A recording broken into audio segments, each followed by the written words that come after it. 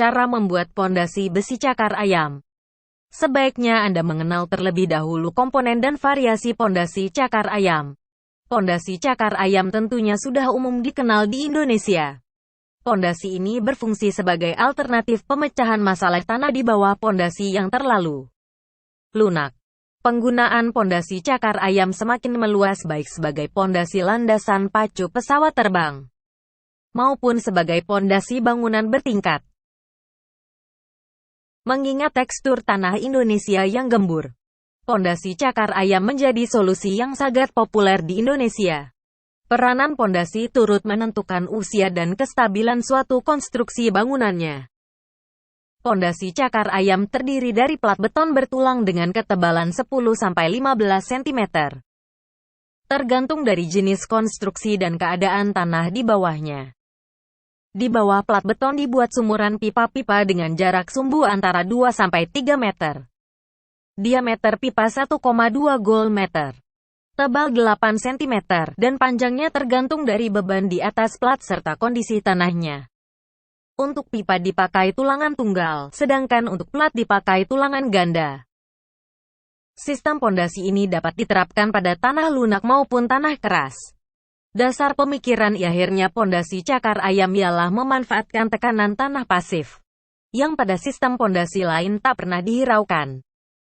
Plat beton yang tipis itu akan mengambang di permukaan tanah.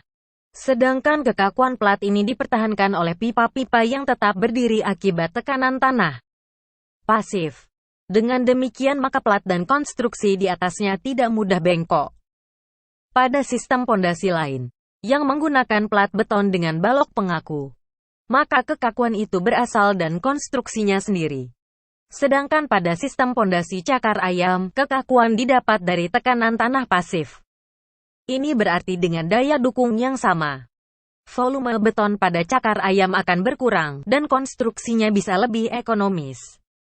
Sebaiknya Anda mengenal terlebih dahulu komponen dan variasi pondasi cakar ayam. Telapak beton. Telapak beton pada pondasi cakar ayam sangat baik untuk beban yang merata. Sistem pondasi ini mampu mendukung beban 500–600 ton per kolom. Dalam hal ini, di bagian bawah kolom dibuatkan suatu telapak beton untuk mengurangi tegangan geser pada plat beton. Jika beban itu terpusat, maka tebal plat beton di bawah pusat beban ditentukan oleh besarnya daya genser, bukan oleh besarnya momen. Untuk ini dilakukan penambahan pertebalan plat beton di bawah kolom bersangkutan. Paten. Sistem pondasi cakar ayam sangat sederhana, hingga cocok sekali diterapkan di daerah di mana peralatan modern dan tenaga ahli yang sukar didapat. Sampai batas-batas tertentu, sistem ini dapat menggantikan pondasi tiang pancang. Untuk gedung berlantai 3–4 misalnya, sistem cakar ayam biayanya akan sama dengan pondasi tiang pancang 12 meter. Makin panjang tiang pancang yang dipakai, makin besar biayanya. Apalagi jika alat pemancangan dan tenaga ahli harus didatangkan dari tempat lain. Dengan kemampuan yang sama, sistem cakar ayam dapat menghemat biaya sampai 30%. Pelaksanaan sistem ini dapat dilakukan secara simultan, tanpa harus bergiliran. Misalnya sebagai pondasi menara, dapat dikerjakan dalam jumlah banyak secara bersamaan. Seluruh sumuran beton dicetak dengan cetakan biasa di lokasi proyek, sesuai dengan standar. Karena itu sistem ini sangat menghemat waktu.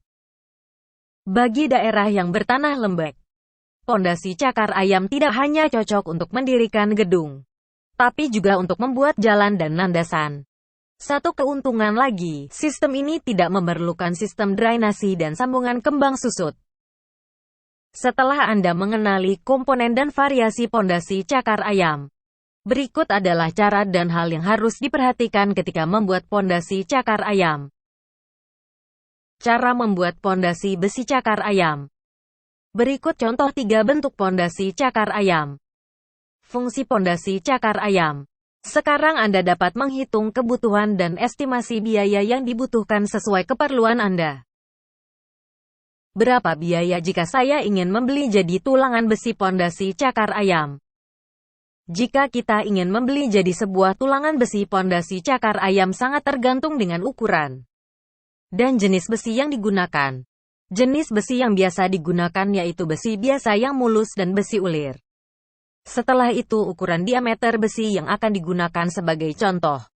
Untuk ukuran tulangan besi pondasi cakar ayam 80 cm x 80 cm dengan besi ulir. Membuat tulangan besi pondasi cakar ayam. Jika kita ingin sistem upahan dalam membuat tulangan besi pondasi cakar ayam. Informasi yang saya dapat, Pak Tukang meminta kisaran rangkaian tulangan besi pondasi cakar ayam dan juga terkadang harus nego untuk berbagai ukuran.